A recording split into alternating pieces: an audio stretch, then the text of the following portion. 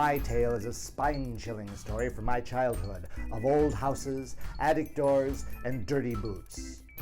While I slept through the worst parts, my mother and father were certainly pretty upset by the entire incident.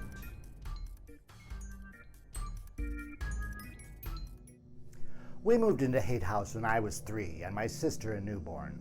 My little brother would come along just a year later. It was a huge barn-red farmhouse planted in the middle of endless cornfields in Midwestern Illinois.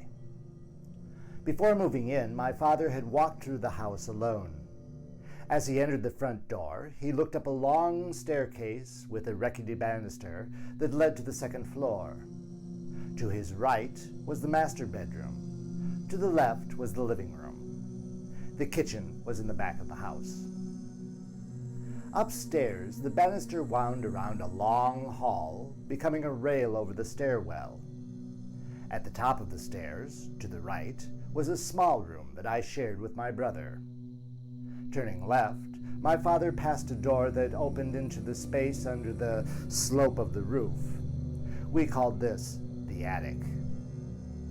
Going down the hall, turning left again, he came to the big room, another large bedroom, a duplicate of and directly above my parents' bedroom. As my father walked back from the big room, he paused and opened the door which led into the attic. The afternoon sun shone in from the window at the end of the hall, so that when he opened that door, a beam of light reflected against the wooden beams and planks under the shingles of the roof.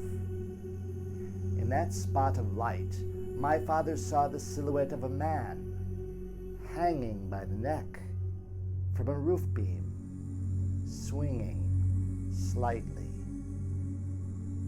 There was no man hung there, but my father found the cut-off end of a piece of rope tied around that beam. My mother, on hearing this, decided she would never enter the attic, and so she didn't. The door was nailed closed to keep the kids out, and that was that. Haight House was noisy. It was in the middle of nowhere, fully exposed, and the wind blowing across the hundreds of acres of open cornfields made the wooden structure rock and creak. The stairs were especially noisy when someone went up or down. The shaky banister moved of its own accord, and often. We ignored these sounds. They were part of the rusted symphony of an aging farmhouse. One summer, my parents thought it would be nice if I slept in the big room, giving me privacy from having shared that tiny bedroom with my little brother for so many years. I moved into the room as soon as school let out. There was a rug on the floor that didn't quite reach the walls. A large, heavy wooden bed with the head against the wall and the foot firmly set on the rug. Of course, all my boy things, toys and books and shoes and clothes scattered about on the floor. The noise started the first night I slept in the big room. My mother was awakened by the sound of someone pacing back and forth across the floor in my room. The steps were heavy and loud, as if she said the walker were wearing hobnailed boots. She sent my father up to tell me to get back in bed and let her sleep. When he entered the room, he found me twisted in my bedclothes, snoring. He returned to bed to find his wife also sound asleep.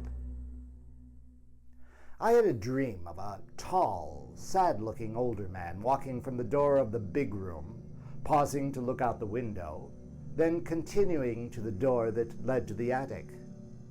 The old man opened that door and went in. I had that dream night after night. My mother woke a few nights later to the same slow, heavy pacing on my bedroom floor. She listened to the sound, wondered how those boots could stamp so clearly on the wooden floor when she knew there was a carpet covering it. The steps crossed the room from side to side. Then they walked to the door of the big room and began to pace along the upstairs hall. They stopped suddenly. She thought perhaps in front of the attic door. She woke my father and told him that there was someone in the house.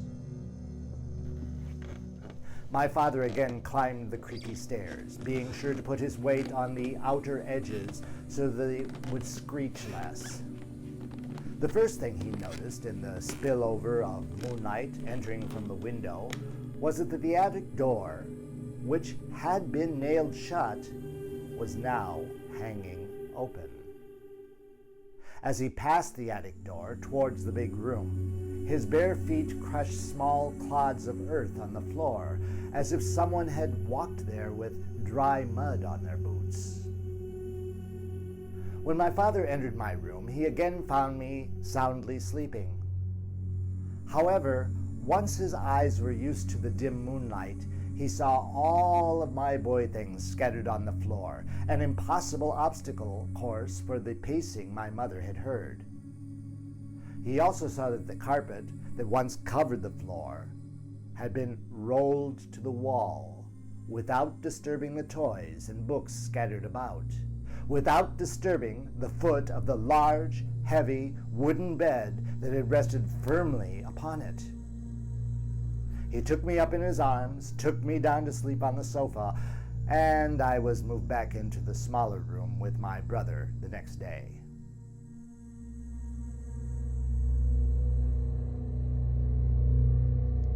You're listening to Radio Revel. Listen, like, subscribe, and share.